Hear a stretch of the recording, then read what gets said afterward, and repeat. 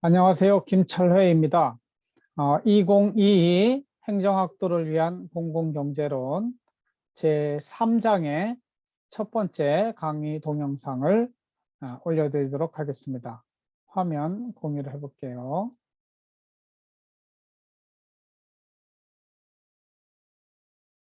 행정학도를 위한 공공경제론 제3장 미시경제학의 기초 두 번째가 되겠습니다. 오늘 앞쪽 강의에서는 4원리, 5원리, 그리고 뒤쪽 강의에서는 6원리, 7원리를 설명해 보겠습니다. 4원리는 교환에 참여하는 모든 사람들은 이익을 본다. 이런 원리고요. 5원리는 수요와 공급이 가격을 결정한다. 6원리는 기업들은 독점력을 행사하려고 한다. 7원리는 경쟁시장은 대체로 효율적이다. 이 중에서 4번, 5번 원리를 한번 살펴보겠습니다. 미시경제학 10가지 원리 중에 네 번째 원리로서 설명할 수 있는 게 교환에 참여하는 모든 사람들은 이익을 본다. 우리는 매일매일 교환을 하고 삽니다. 편의점에서 물건을 사는 것 교환이죠. 이 교환에 참여하면 나는 샀지만 그것을 판 사람이 있어요. 그죠? 산 사람도 이익이고 판 사람도 이익이다. 이게 교환에 참여하는 모든 사람들은 이익을 본다. 이런 얘기입니다. 다른 말로 이야기하면 교환을 하지 않는 것보다는 교환을 하며 사는 것이 더 쌍방에게 유익하다. 그런 의미를 포함하고 있습니다. 교환이란 무엇을 말할까요? 우리 다 아는 것처럼 서로 바꿔치기 하는 겁니다. 서로 가지고 있는 거를 내가 돈은 있으면 돈을 내고 물건이 없으면 물건을 사고, 그죠? 자기가 가지고 있는 것을 남이 가지고 있는 것과 서로 give and take 하는 거죠. 물론 물리적으로는 전화나 전신이 통할 수 있도록 사이에서 연결을 해주는 것도 교환이라고 합니다. 메리엄 웹스터의 trade를 찾아보면 the business of buying and selling or bartering commodity. 바터링이라고 하는 것은 물물 교환을 바터라고 합니다. To give one thing in exchange for another. 그죠? 하나하고 또 다른 거하고 서로 주고받고 하는 거라는 거죠. 그러면 교환에는 어떠한 유형이 있을까요? 경제학적으로는, 경제학에서는 교환의 여러 유형을 나누는데 주로 돈을 가지고 이야기를 합니다. 돈이 개입되어 있느냐, 개입되지 않았느냐 이런 거죠. 첫 번째, 교환이 없는 경제. 예를 들면 로빈슨 크루소가 무인도에 떨어져서 혼자 자급자족하는 생활. 그렇죠? 우리 나이 때 제일 많이 보는 나는 자연인이다에서 나오는 것처럼 해발 700m 이상 산 위에 올라가서 혼자 산에서 나는 거 자급자족. 그것도 완전히 자급자족은 아니죠. 왜냐하면 산속에는 쌀이 없어요. 가끔 그런 사람들도 한 달에 한 번씩 내려와서 쌀을 사가죠. 근데 요거는 영어로는 self-sufficiency 또는 국가 안에서 다른 나라랑 교역이 없는 것, 무역이 없는 것은 autarky라고 이렇게 부릅니다. 이런 것들은 여러분들이 영어 단어로 알아두시고, 그 다음에 서로 바꿔치기를 하는데 물건 대 물건으로 바꿔 먹는 물물교환경제죠. 여러분 사탐 시간이나 역사 시간에 배웠을 거예요. 옛날에는 화폐가 없었어요. 그러면 물건 대 물건으로 바꾸는 거, 이걸 바터 시스템. 이거는 이제 사용가치라고 하죠. 나는 쌀이 필요한데 너는 콩이 있어. 그럼 쌀하고 콩하고 바꿔치기 하는 거죠. 그 사이에 교환 비율이 얼마로 될 것인가, 이런 것들은 굉장히 중요합니다. 그 다음에 이 바터 시스템 하에서는 교환해 먹기가 참 힘들어요. 왜냐하면 내가 가지고 있는 물건을 필요로 하는 그 사람을 찾아야 돼요. 그리고 그 사람이 가지고 있는 물건이 내가 또 필요해야 돼요. 그러니까 그 마땅한 사람을 만나서 교환하기가 쉽지 않죠. 그래서 인간들은 좀 더 쉽게 교환을 하려면 어떻게 해야 될까? 그래서 만들어낸 게 화폐예요, 화폐. 그래서 옛날 사람들은 조개를 가지고 해가지고 조개 패자가 화폐에 들어가 있잖아요. 그래서 그 다음에는 금으로 하다가 은으로 하다가 이렇게 화폐가 발전하게 되죠. 요즘은 그래서 이제 완전 디지털 화폐가 등장해서 우리 눈에 보이지 않아도 얼마든지 결제가 이루어지는 다양한 화폐가 등장하고 있죠. 그래서 이제 화폐 교환 경제로 발전하게 되는데 이제 시장이 열리고 시장에서 물건 대 물건을 바꿔먹는 것이 아니라 물건과 돈을 바꿔먹는 거죠. 그래서 화폐 단위 중심의 이제는 사용 가치보다는 교환 가치가 중요시하는 거죠. 그래서 우리가 돈 하지만 돈은 사실은 아무 능력이 없어요. 중요한 건 돈이 가지고 있는 교환 가치죠. 이 돈으로 내가 필요한 거를 바꿔먹을 수 있으니까 하는 것이죠. 그래서 이 돈을 화폐를 만드는데 그냥 우리처럼 종이를 해가지고 지폐를 가지고 만드는 거는 사실은 사람들이 믿을 수가 없어요. 우리나라 10,000원짜리 미국 가서 내면 받을까요? 안 받을까요? 안 받아요. 이 지폐로 된 거는 제일 믿을 만한 게 역시 달러죠. 달러. 미국 정부가 보증을 하니까. 그래서 이 달러를 발행할 때 우리나라 또 원화를 발행할 때도 그냥 막 찍어내면 안 돼요. 그래서 한국은행이 우리나라 같으면 돈을 찍어내는데 한국은행의 넘버원 목표가 물가 안정이에요. 돈을 함부로 많이 찍어내면 인플레이션, 물가가 올라가게 돼 있죠. 그래서 고래로 옛날부터 화폐를 찍어낼 때는 금이 있는 만큼 찍어내자 그래요. 금본위제 그래요.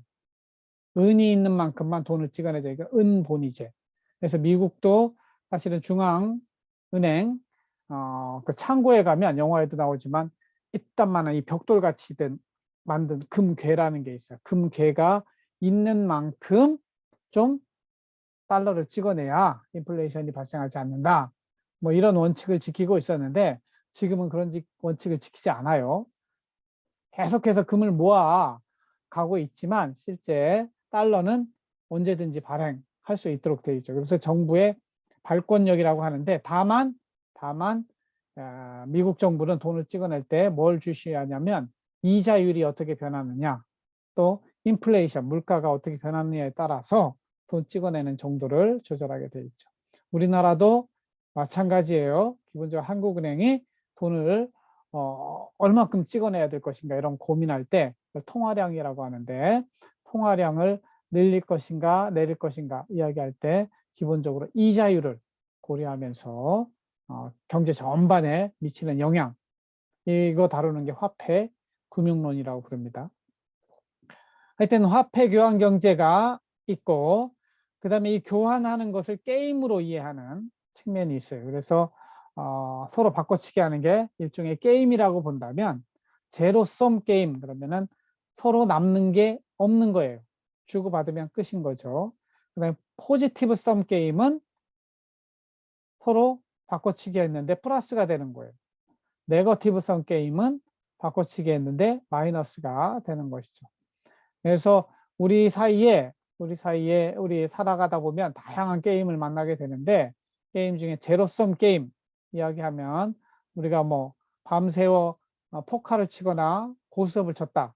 그러면 딴 돈과 잃은 돈 합치면 제로가 되죠. 그 제로섬 게임이라고 그래요.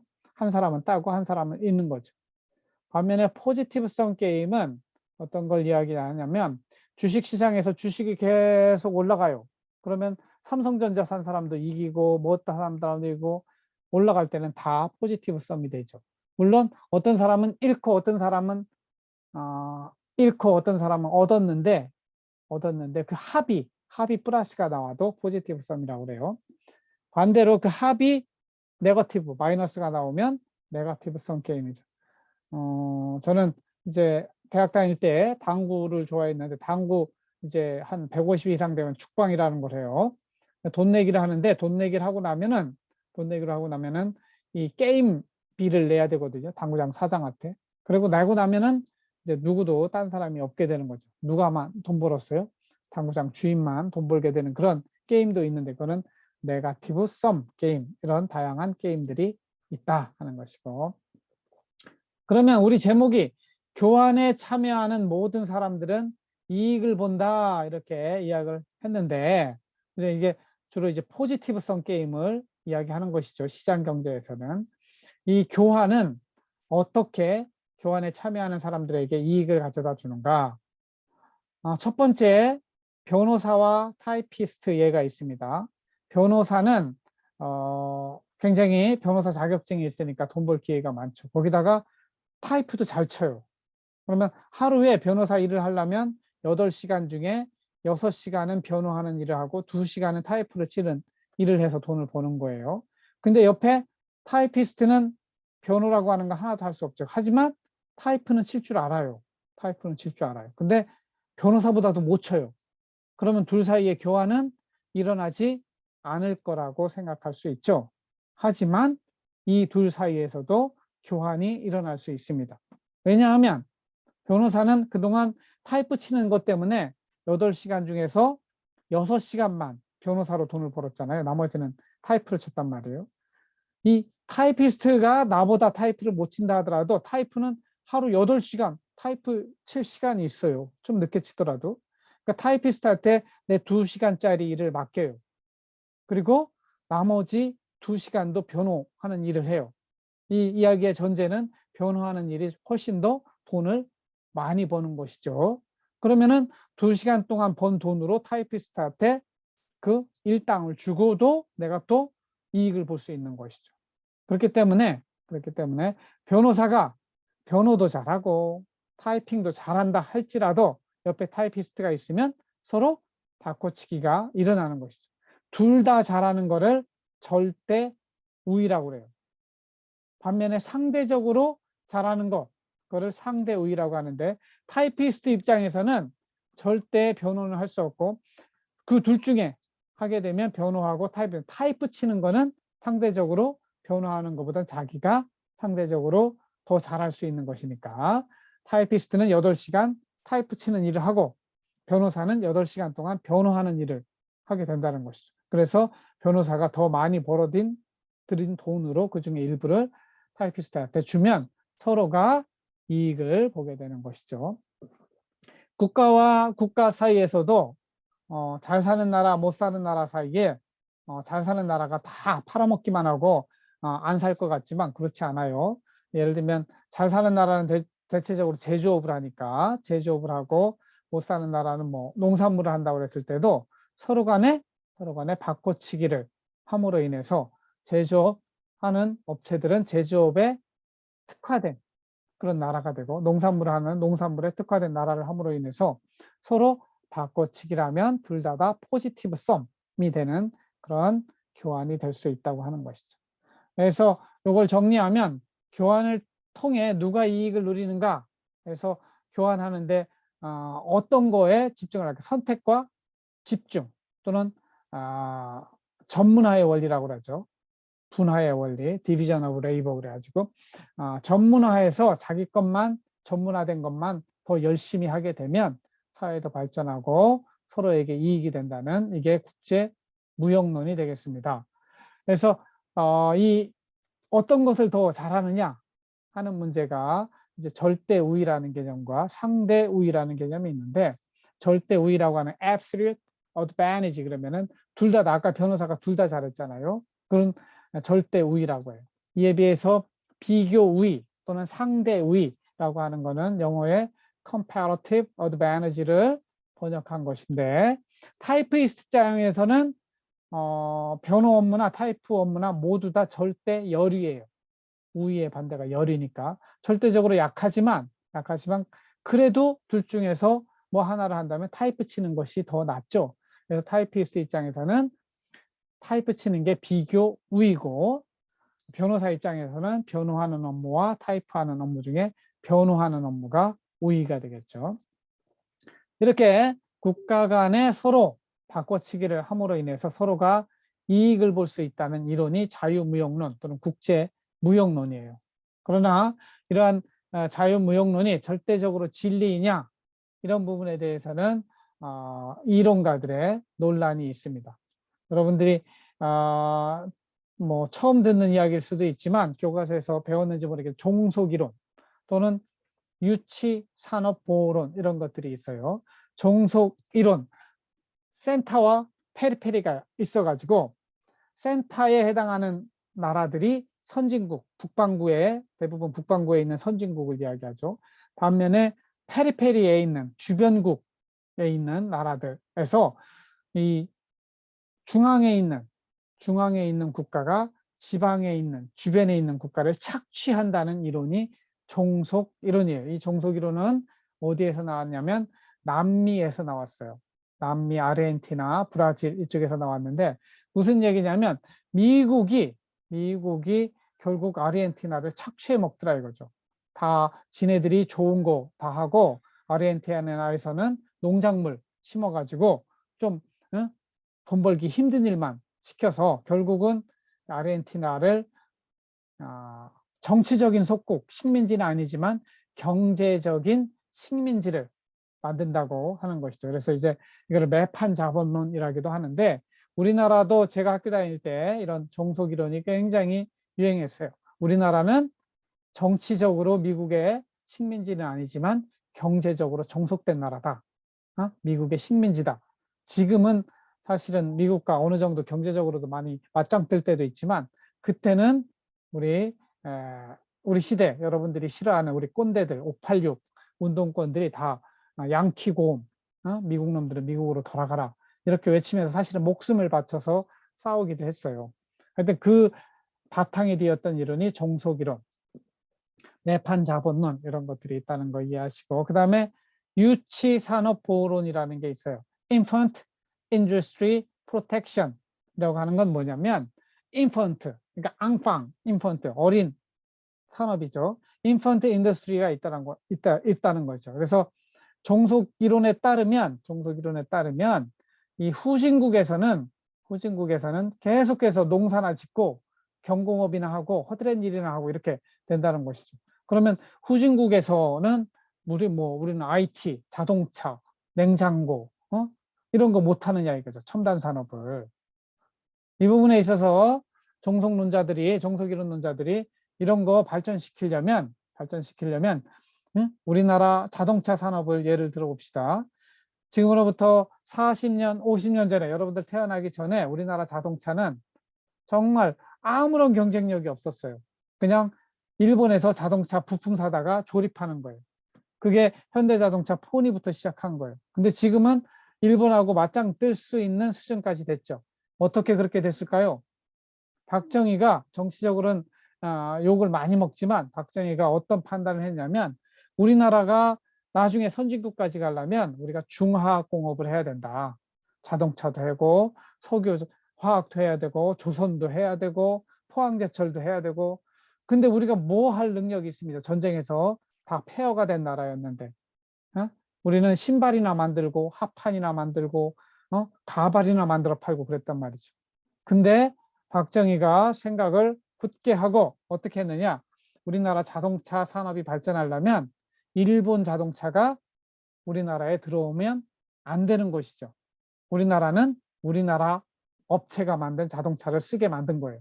그래서 일본산 자동차가 우리나라에 못 들어오게 막습니다. 그때 우리나라 자동차 산업은 뭐가 되는 거예요? 유치 산업, infant industry가 되는 거예요. 그래서 초기에 우리나라 개발도상국들이 우리도 발전해야 되니까 발전도상국들 이런 것들은 선진국의 그 제조업들이 못 들어오게 막은 것이죠. 그렇게 해서 산업을 발전시키는 것을 유치산업보호론 이렇게 부릅니다. 그래서 제4원리가 교환에 참여하는 모든 사람들은 이익을 보는데 그럼에도 불구하고 아까 이야기한 종속이라든가 유치산업보호론 이런 논쟁들이 있다는 것을 말씀드렸고요. 제5원리는 수요와 공급이 가격을 결정한다. 이거는 여러분들 사탐 시간에 대부분 배웠던 내용일 거예요. 이 시장 경제의 가장 중요한 변수는 가격입니다. 모든 것을 가격으로 설명하는데 그 가격은 수요와 공급에 의해서 결정된다 하는 것이죠. 그럼 수요가 무엇이며 공급은 무엇일까요? 국어사전에 찾아보면 수요 하면은 어떤 재화나 용역 재화나 용역이라고 하는 것은 인간에게 필요한 것들을 말합니다. 재화나 용역을 일정한 가격으로 사고자 하는, 갖고자 하는 욕구죠. 수요자라고 하죠. 반면 공급, 교환하거나 판매하기 위하여 팔려고 내놓는 거예요. 시장에 재화와 용역을 supply, 제공하는 일. 이렇게 하는 거죠. 영어로는 demand, supply 이렇게 합니다. demand는 willingness and ability to purchase a commodity or service. supply는 the act or process of filling a want or need. 그 필요를 채워주는 게 공급이고 필요로 하는 게 수요가 되겠죠. 이 수요와 공급에 따라서 가격이 결정되는데 가격은 물건이 지니고 있는 가치를 화폐 단위, 몇 원, 몇 달러 이렇게 나타나는 거예요. 그래서 값어치, 값 이렇게 이야기하죠. 영어로는 price, value 이렇게. price는 the amount of money given or set as consideration for the sale of a specified thing. value, 그러면 value, 가치. 그러면 the monetary worth of something, market price. 그래서 여러분들도 저랑 경제학을 배우고 나면은 기본적으로 마켓 프라이스, 시장 가격이 어떻게 움직이는가 하는 것들을 좀 유의 있게 봐야 돼요. 요즘 우크라이나 전쟁 때문에 석유값이 엄청 올랐죠. 또 석유값만 오른 게 아니라 달러 값도 올랐어요. 달러가 1100, 한 80원 하다가 1200원을 훌쩍 넘었거든요. 그러니까 달러 가치가 올라가는 거죠. 달러 가치가 왜 올라갔을까요? 달러에 대한 수요가 늘어나는 거예요. 이 세상이 위험해지면 위험해질수록 달러, 미국 돈에 대한 수요가 늘어나는 거죠. 반면에 석유 가격은 왜 올라갈까요? 석유 가격은 저 우크라이나 전쟁으로 러시아산 석유가 세계 석유 시장에 들어오질 않아요. 공급이 줄어드니까 어떻게 돼요? 석유 가격이 올라가는 거죠. 그러면 수요와 공급은 어떻게 가격을 결정하는가? 이거를 볼 때 여러분들은 이 시장, 눈에 보이지는 않지만 우리 매일매일 시위에 가고 어디 뭐 시장에 가고 그러잖아요. 인터넷에서도 쿠팡이니 뭐 이런 것들 다 시장입니다. 그 시장에 보면은 다 나와 있는 정보가 가격 정보예요. 가격. 하고 공급자. 여러분들은 수요자이기 때문에 공급자 정보와 가격 정보가 나와 있죠. 그래서 나는 수요자니까 수요, 소비자라고 하고 공급하는 사람은 생산자. 여기에 이제 그 서로 사고 파는 게 게임인데 일종의 교환의 룰이 필요하죠. 규칙을 잘 지키느냐, 안 지키느냐, 이 심판의 역할을 하는 것이 정부가 되겠습니다. 정부는 물론 어떤 공기업을 통해서 생산하는 역할도 하고 어떤 정부가 필요로 하는 것을 사들일 때는 소비자의 역할을 하지만 기본적으로 정부의 역할은 심판의 역할이다. 이렇게 이해하시면 되겠어요. 그럼 소비자는 시장에서 무엇을 위해서 사는가? 무엇을 위해 행동하는가? 소비자의 원리, 소비자의 행동을 설명할 수 있는 가장 기초 원리는 효용 극대화 원리입니다. 이 효용 극대화는 언제 될까요? 동일한 가격이면 가장 품질이 좋은 거 살 때 효용이 극대화됩니다. 동일한 품질이면 가격이 가장 싼 걸 살 때 효용 극대화합니다. 여러분들은 그래서 물건 사고 나면 친구들하고 이렇게 비교해 보면서 내가 잘 샀나 못 샀나 뭘 비교해요? 가격을 비교하고 두 번째는 품질을 비교하죠. 그 두 가지를 함께 포함하는 걸 뭐라고 그래요? 가성비. 나 가성비가 좋은 거 샀어. 이렇게 하면 자랑하고 그걸 못하면 찌그러지는 거죠. 아, 나는 잘못했네. 이렇게 하는 것이죠. 생산자 입장에서는 왜 물건을 만들며 왜 식당에서 음식을 만들어서 팔까요? 다 돈을 벌려고 하는 것이죠. 이거를 세련된 표현으로는 이윤 극대화라고 합니다. 이윤은 어떻게 나올까요? 물건을 판 가격에서 원가를 빼면 이윤이 됩니다. 그 이윤을 극대화하는 것이죠. 그래서 생산자는 동일한 물건이면 가능한 한 비싸게 팔아야 돼요. 그리고 가능하면 싸게 만들어야 돼요. 그래야 우리가 이야기하는 마진, 프로핏, 이 이윤이 높아질 수 있는 것이죠. 그래서 장사를 하는 사람들은 어떻게든 싸게 만들어내려고 도매 시장에 가서 원가를 절약하기 위해서 노력하고 어떻게든 비싸게 팔려고 독점해서 자기 높은 가격에 팔려고 독점을 추구하게 되죠. 독점에 대해서는 나중에 따로 한 시간을 하게 됩니다. 그 다음에 정부는 참여자로서 심판, 정확한 심판을 보는 것과 함께 이 효용, 이윤, 상대적인 말로 우리는 행정학에서도 공익이라는 말을 합니다. 공익의 극대화. 누구 한 사람, 프라이빗, 개인의 이익이 아니라 우리 사회 전체의 이익을 극대화하는 일을 하는 게 정부의 역할이다. 그런 것이죠. 수요와 가격은 어떤 관계인가? 수요가 늘어나면 가격은 올라가고 수요가 줄어들면 가격은 떨어지는 것이죠. 이것을 나타내는 이 관계를 나타내는 함수를 수요 함수. 그렇죠? 수요가 많으면 수요 초과, 수요가 적으면 수요 부족. 수요 부족일 때는 가격이 내려가고 수요가 초과일 때는 가격이 올라가게 돼 있죠.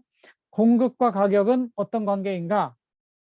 이거는 공급이 늘어나면 가격은 떨어지고 공급이 줄어들면 가격은 올라가게 되죠. 이것을 공급 함수 또는 공급 부족, 공급 초과 그래프로 또 나타내 주면은 이 X축에 quantity, 수요량, 공급량을 두고 세로축에 price, 가격 축을 두면 수요 함수는 우하향, 공급 함수는 우상향. 그래서 수요와 공급이 만나는 점에서 가격이 시장 가격이 형성이 되는 것이죠. 그때를 시장 가격 또는 균형 가격 이렇게 이야기하는 것이죠. 이 상황에서 수요가 늘어나면 가격이 올라가는 것이고 공급이 늘어나면 가격은 떨어지는 것이죠. 이 원리가 수요 공급의 원리라고 우리가 이렇게 부르는 것입니다. 그러면 우리가 매일매일 이제 시장에서 맞이하게 되는 이 시장 가격은 공정한 가격인가? 이제 새 정부가 출범했어요. 윤석열 정부가 앞으로 5년 동안 한데 그 사람이 주장하는 게 공정과 상식인데 공정과 상식에 기초한 정부를 5년 동안 하겠다고 했는데 한번 두고 봐야죠. 근데 이 공정이란 개념이 가격에도 적용해요. 공정 가격. 요 위에 나오는 공정, 이런 공적으로 정했다 이런 뜻이에요. 그래서 국민 경제 생활을 안정시키기 위하여 법령에 따라 정부가 통제하고 결정한 상품의 가격을 말해요. Official price. 전기요금을 결정하는 기획재정부의 위원회에서 결정을 합니다. 수도요금, 지방상수도인 경우에는 대전시라 하면 대전시 상수도요금 또 그것도 위원회에서 결정을 합니다. 그래서 이거를 공적으로 결정한 가격이다. Official price라고 하고 우리가 이야기하는 요즘 justice 또는 equality 이야기하는 이런 공정한 가격이 fair하냐 unfair하냐 하는 fair price. 이거는 사회 전체적인 관점에서 우리 국민들이 생각하기에 이 fair한, 정당한, 정의로운 가격이냐 이런 것들을 fair price라고. 영어로는 롱먼 비즈니스 딕셔너리를 찾아보면 fair price 하면은 the amount of money that it is reasonable to pay for share and bond. 그러니까 보통은 이제 주식이나 채권의 공정한 가격을 fair price 이렇게 이야기하는 것이고, 그러면 이제 시장 가격에 비해서 정말 이게 공정한 가격이냐? 여러분들이 이제 경제학 전공을 하고 나면은 증권시장 이런 데 가면은 애널리스트들이 있어요. 이코노미스트가 있고 애널리스트, 그러니까 분석가들이 있는데 여기서 삼성전자가 지금 7만 원 하는데 이 7만 원이 정말 공정한 가격이냐, 페어 프라이스냐. 그래서 이게 삼성전자는 8만 원 가야 되는데 시장 가격이 7만 원밖에 안 해. 그러면 여러분들이 보고서를 써요. 삼성전자를 사시라고.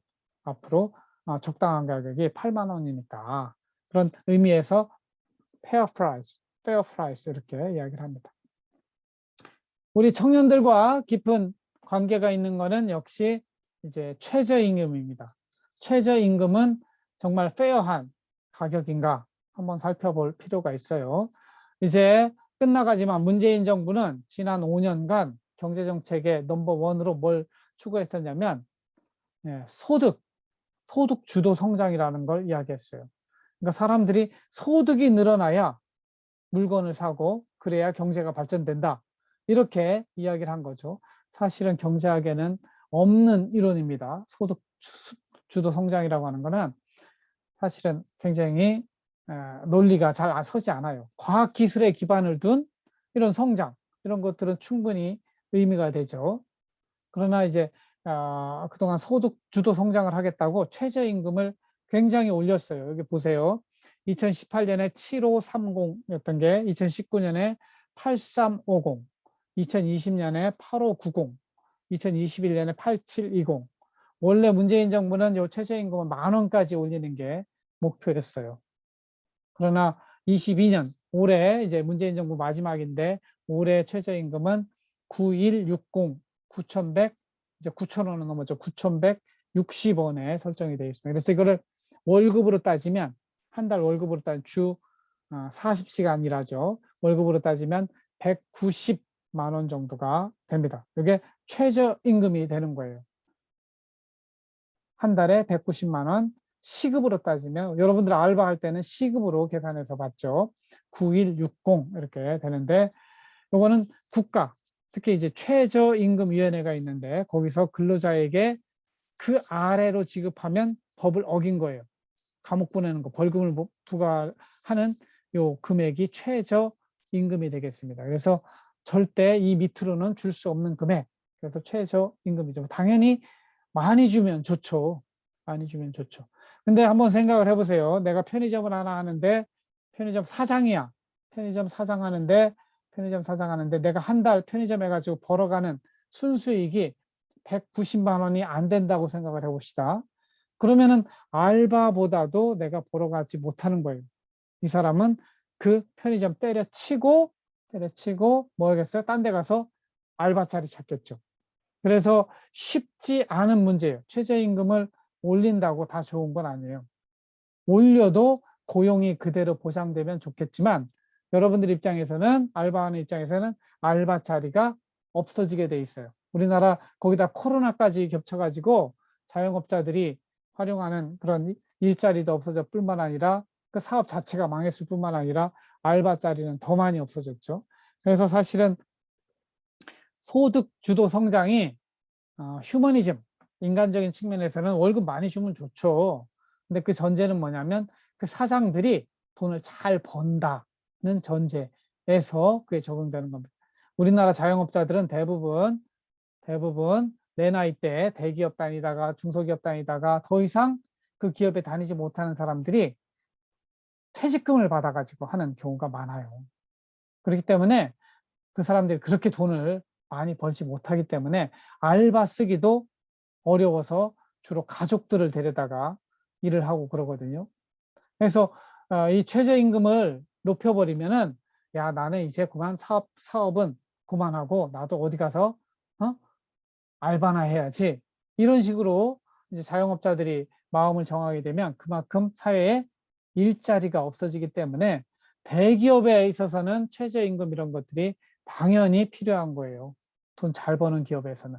그러나 못 버는 기업, 거기다 또 지역별로 차이가 있잖아요. 서울에서의 인건비하고 물가하고 대전에서의 물가, 저 시골에 또 목포 이런 데서의 물가는 상당히 다르거든요. 근데 전국에 동일하게 이 최저임금을 적용하는 것도 사실은 옳지 못한 점도 있죠. 그래서 여러분들도 이게 페어한가 한번 생각해 보시라는 것이죠. 그래서 요 앞쪽 제3장의 4원리, 5원리는 요 정도로 마치도록 하겠습니다. 여기서 끊고 두 번째 강의에서 6원리, 7원리 여러분들한테 말씀드리도록 하겠습니다. 들어주셔서 감사하고 다음 강의에서 또 만나도록 하겠습니다. 감사합니다.